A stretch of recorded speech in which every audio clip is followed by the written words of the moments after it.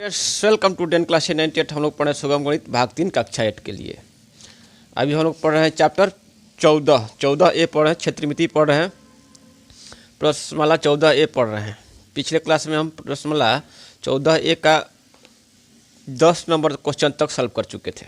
Page number 231 है, इसका हम 10 नंबर क्वेश्चन तक सॉल्व कर चुके थे। आज हम 11 से आगे पढ़ेंगे। तो 11वां क्वेश्चन में है कि एक समचतुर्भुज की प्रत्येक भुजा 17 मीटर है, एक विकर्ण की लंबाई दिया है 16 मीटर, तो दूसरा विकर्ण क्षेत्रफल और ऊंचाई ज्ञात करना है। चलिए देखते हैं 11 नंबर क्वेश्चन। ये आपका हो गया 11 नंबर क्वेश्चन।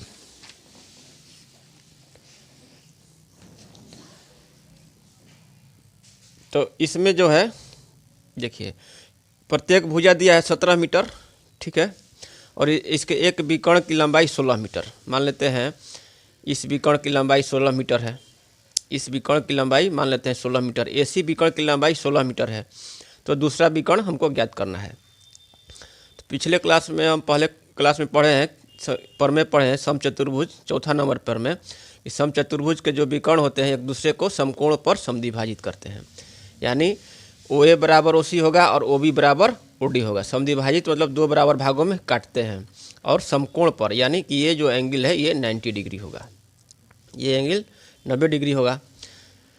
तो अब चूँकि मान लेते हैं कि ए सी बराबर, माना ए सी बराबर कितना है 16 मीटर, एक विकर्ण दिया हुआ है 16 मीटर। तब चूँकि एक दूसरे को समद्विभाजित करते हैं तो ओ ए बराबर ओ सी, तो ओ ए बराबर कितना हो जाएगा ए सी बटा में 2, मतलब कि 16 बटा में 2 मीटर। मीटर को एम से संबोधित करते हैं, तो ये हो जाएगा 8 मीटर हो गया। ओ ए बराबर हो गया ये 8 मीटर, ठीक है, ये हो गया 8 मीटर, और ये है भुजा दिया है 17 मीटर। अब समकोण त्रिभुज ये 90 डिग्री है, तो इस समकोण त्रिभुज कितना ओ ए बी, समकोण त्रिभुज ए ओ बी में अब लिखेंगे यहाँ पर हमको निकालना है, दूसरा विकर्ण निकालना है, तो समकोण त्रिभुज लिखेंगे ए ओ बी में पाइथागोरस प्रमेय के अनुसार क्या हो जाएगा, ए बी का स्क्वायर बराबर होगा ओ ए का स्क्वायर प्लस ओ बी का स्क्वायर, ठीक है, ओ ए का स्क्वायर प्लस ओ बी का स्क्वायर। हमको निकालना है ओ बी को निकालना है, तो ओ बी का स्क्वायर बराबर हो जाएगा ए बी का स्क्वायर माइनस ओ ए का स्क्वायर। ए बी कितना है आपको 17 का स्क्वायर माइनस ओ ए आया है 8 का स्क्वायर। 17 कितना होता है 289 माइनस 8 64। इसको घटाएंगे तो 9 में से 4 जाएगा 5, 8 में से 6 गया 2, बच गया 2, तो ओ बी का स्क्वायर बराबर है 225 आ गया, तो ओ बी बराबर कितना आ जाएगा √225 बराबर 15 आ गया, 15 मीटर। ओ बी हम ज्ञात कर लिए 15 मीटर। अब चूँकि जो विकर्ण जो है एक दूसरे को समद्विभाजित करते हैं, तो बी डी बराबर कितना हो जाएगा, बी डी बराबर हो जाएगा 2 ओ बी, यानी 2 गुना 15 मीटर, तो हो जाएगा 30 मीटर। 30 मीटर पहला, दूसरा विकर्ण हो गया 30 मीटर, तो पहला का हमको आंसर मिल गया 30 मीटर। दूसरा विकर्ण लिखेंगे, दूसरा विकर्ण बराबर हो गया 30 मीटर। अब दूसरा में क्या निकालना है, क्षेत्रफल निकालना है, दूसरा में क्षेत्रफल निकालना है। समचतुर्भुज का क्षेत्रफल जो होता है, समचतुर्भुज का क्षेत्रफल कितना होता है 1/2 गुना विकर्णों का गुणनफल, या d1 गुना d2 लिख देते हैं। पहला विकर्ण गुना में दूसरा विकर्ण, तो ये हो जाएगा 1/2। पहला विकर्ण कितना है 16 मीटर, ए सी है 16 मीटर, ए सी आपका 16 मीटर है। अब बी डी हो गया 30 मीटर, ये बी डी हो गया 30 मीटर। तो पहला है 16 मीटर गुना में 30 मीटर, इसको कटा देंगे 2 8 16, तो 30 8 कितना हो जाएगा 200, और 3 का 24 240, ये क्या हो जाएगा मीटर स्क्वायर, वर्ग मीटर, ठीक है। दूसरा का हो गया। अब तीसरा निकलना है ऊंचाई निकालना है, तो एक समचतुर्भुज का जो क्षेत्रफल कितना होगा, एक समानांतर चतुर्भुज का क्षेत्रफल कितना होता है, आधार गुना ऊंचाई, ठीक है। तो उसी आधार पर ये हो गया आधार गुना ऊंचाई। चूँकि समचतुर्भुज भी क्या है, एक समचतुर्भुज का समानांतर चतुर्भुज का एक प्रकार है, एक टाइप है। समचतुर्भुज भी है एक समानांतर, जो कह रहे हो ध्यान से सुनिएगा, समचतुर्भुज क्या है, एक समानांतर चतुर्भुज का एक प्रकार है, टाइप है। पहले क्लास में बताए थे आपको, हम इस क्लास में भी रिवीजन करा देते हैं। देखिए यहाँ पर जो है समचतुर्भुज अथवा विषम कोण चतुर्भुज, इसमें देखिए यह वह समानांतर चतुर्भुज है, यह वह समानांतर चतुर्भुज है जिसकी सभी भुजाएं बराबर हो किंतु जिसका कोई भी कोण समकोण नहीं है। तो ये समानांतर चतुर्भुज का एक प्रकार हो गया, ठीक है, एक टाइप हो गया।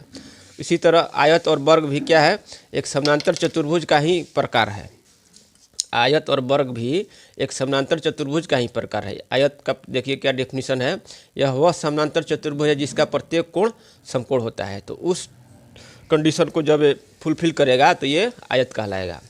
और वर्ग भी क्या है, वर्ग वह आयत है। तो आयत का मतलब कि आयत क्या है, समानांतर चतुर्भुज है, इसलिए इसी आधार पर वर्ग भी क्या हुआ, एक समानांतर चतुर्भुज ही हुआ। जैसे देखिए समानांतर चतुर्भुज का क्षेत्रफल क्या होता है, आधार गुना ऊंचाई होता है, ठीक है।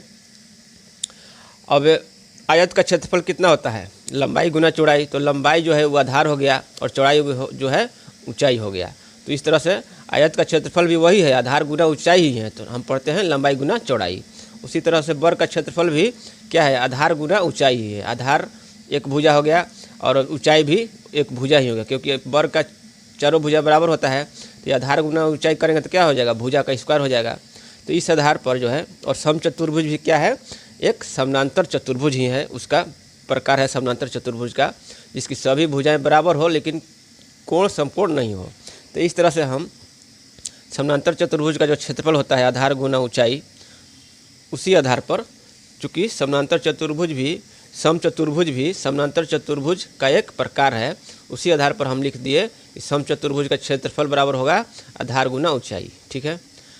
तो अब बैठा देते हैं, क्षेत्रफल निकल गया है 240 वर्ग मीटर।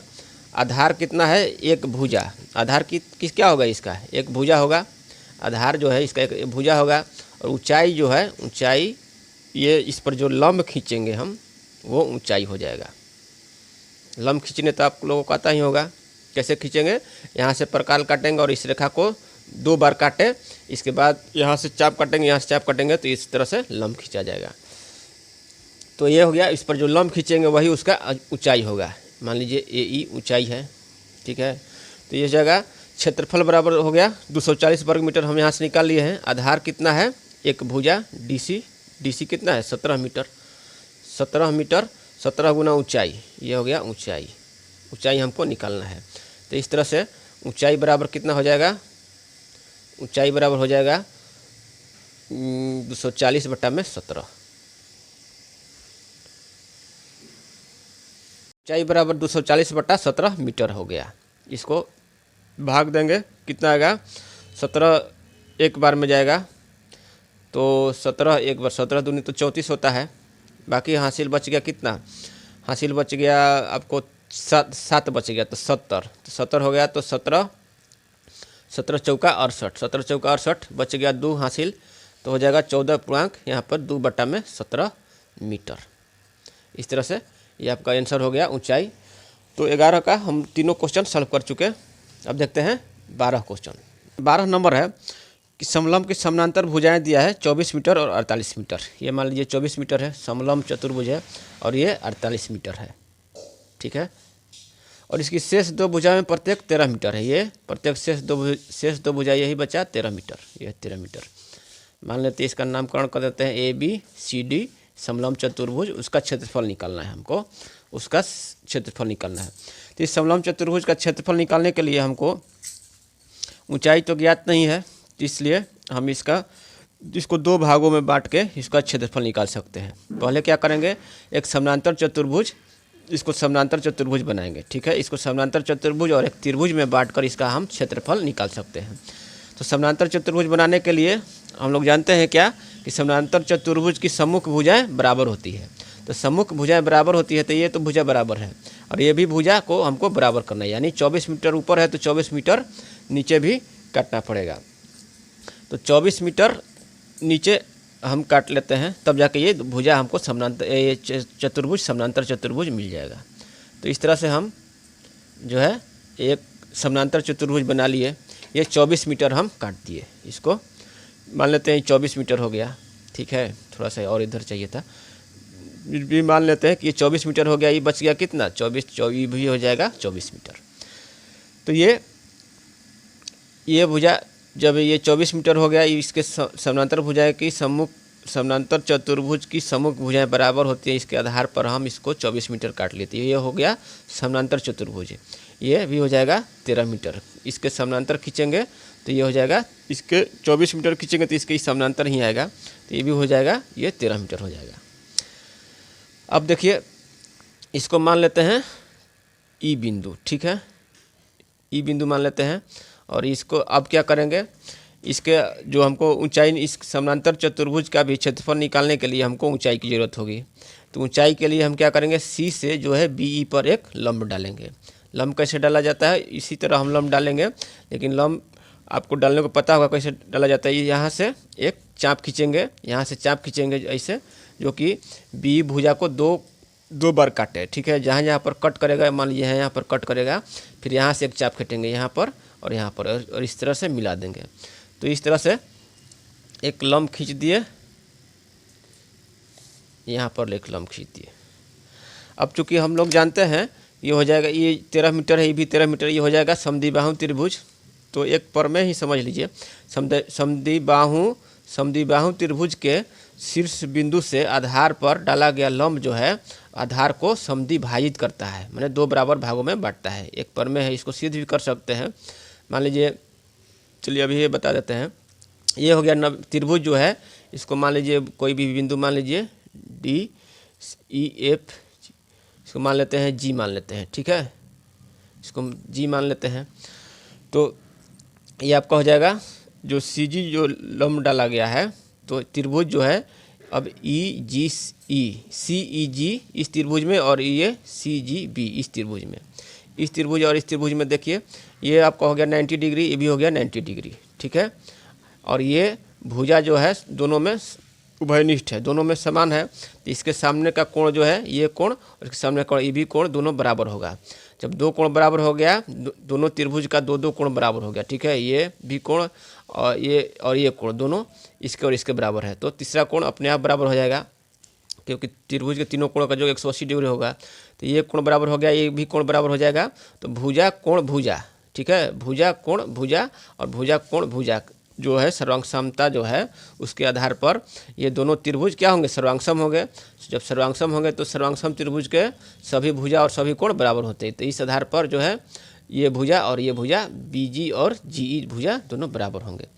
तो ये भी हम आपको प्रमेय भी सिद्ध कर दिए। तो अब चलिए अब देखते हैं, अब क्षेत्रफल निकालते हैं। तो पहले समानांतर चतुर्भुज ए ई सी डी का क्षेत्रफल निकालते हैं। कितना हो जाएगा, समानांतर चतुर्भुज ए ई सी डी का क्षेत्रफल होगा, क्षेत्रफल हो जाएगा आधार गुना ऊंचाई, आधार गुना ऊंचाई, ठीक है। तो आधार इसका कितना है, 24 मीटर है, ठीक है, आधार 24 मीटर है। और ऊंचाई जो है, ऊंचाई, अच्छा ऊंचाई पहले हमको निकालना है, ठीक है, 1 मिनट पहले ऊंचाई निकाल लेते हैं। तो ये 24 है, तो जो आधा आधा हो जाएगा तो ये हो जाएगा 12 मीटर, ये भी हो जाएगा 12 मीटर, ठीक है।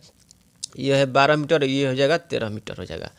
तो ऊंचाई पहले निकालते हैं। अब पहले रुक जाइए 1 मिनट, इसको लिखते हैं समद्विबाहु त्रिभुज, ये समकोण त्रिभुज हो जाएगा ना, समकोण त्रिभुज बी जी सी में, समकोण त्रिभुज बी जी सी में बीजी का जो स्क्वायर होगा पाइथागोरस प्रमेय के अनुसार, बीजी का स्क्वायर जो होगा बीसी का स्क्वायर माइनस ये सीजी का स्क्वायर, हमको सीजी का निकालना है ना, 1 मिनट। ये बीसी स्क्वायर बराबर हो जाएगा कितना, बीजी स्क्वायर प्लस जी स्क्वायर, पाइथागोरस प्रमेय के अनुसार बीजी स्क्वायर प्लस जीसी का स्क्वायर। तो हमको क्या निकालना है, जीसी का स्क्वायर निकालना है, जीसी निकालना है, ऊंचाई निकालना है। तो हो जाएगा बीसी का स्क्वायर माइनस बीजी का स्क्वायर। तो बीसी कितना है, 13 का स्क्वायर, 13 का स्क्वायर माइनस ये बीजी कितना है, 12 का स्क्वायर। हो जाएगा 169 माइनस 144 को घटाएंगे, 9 में से 4 गया 5 और 6 में से 4 जाएगा 2, तो GC बराबर हो जाएगा √25, ये हो जाएगा 5 मीटर। तो GC जो है ऊंचाई जो है हमको मिल गया ये 5 मीटर। ठीक है, तब यहाँ समानांतर चतुर्भुज ABCD का क्षेत्रफल कितना हो जाएगा 24 गुना ऊंचाई मिल गया 5 मीटर, तो 24 गुना 5 यानी 5 का 20 की जरूरत होगा 2, 120 मीटर वर्ग मीटर हो गया। समानांतर चतुर्भुज AECD का क्षेत्रफल हो गया 120 वर्ग मीटर। और त्रिभुज जो है त्रिभुज यहाँ देखिए BEC, त्रिभुज BEC का क्षेत्रफल कितना हो जाएगा, त्रिभुज BEC का क्षेत्रफल 1/2 गुना आधार गुना ऊंचाई, 1/2 गुना आधार गुना ऊंचाई। तो इसमें भी आधार कितना है, आधार देख लीजिए कितना इसमें भी ये 24 मीटर है, इसका आधार 24 मीटर है और ऊंचाई कितना है 5 मीटर। तो 1/2 गुना 24 गुना 5 ये हो जाएगा मीटर स्क्वायर। तो ये हो जाएगा 12 25 60 मीटर स्क्वायर हो गया। अब समलंब चतुर्भुज का हमको क्षेत्रफल निकालना है, तो लिखेंगे समलंब चतुर्भुज ABCD का क्षेत्रफल, ABCD का क्षेत्रफल बराबर हो जाएगा समानांतर चतुर्भुज कौन समानांतर चतुर्भुज है AECD का क्षेत्रफल प्लस त्रिभुज BEC का क्षेत्रफल। समानांतर चतुर्भुज AECD का क्षेत्रफल प्लस त्रिभुज BEC का क्षेत्रफल। तो यहाँ पर निकाले हैं कितना, समानांतर चतुर्भुज AECD का क्षेत्रफल निकाले 120 वर्ग मीटर, 120 मीटर स्क्वायर प्लस ये त्रिभुज BEC का क्षेत्रफल 60 मीटर स्क्वायर। दोनों जोड़ देंगे तो 180 मीटर स्क्वायर, यही आंसर हो जाएगा समलंब चतुर्भुज ABCD के क्षेत्रफल। पहले हम इसको पहले निकाल लेंगे। ठीक है, पहले त्रिभुज का कार्य करेंगे, पहले त्रिभुज का यहाँ ऊंचाई निकाल लेंगे और इसके बाद यहाँ समानांतर चतुर्भुज का यहाँ पर निकालेंगे। ठीक है, तो यहाँ इस चीज़ को आप लोग यहाँ पर बनाइएगा, समानांतर चतुर्भुज का क्षेत्रफल जो निकाला है यहाँ पर, इसको यहाँ पर त्रिभुज के क्षेत्रफल निकालने के बाद, ठीक है, इसके बाद ये प्रक्रिया हो जाएगा। तो हो जाएगा 180 वर्ग मीटर हो गया, 12वां क्वेश्चन हो गया।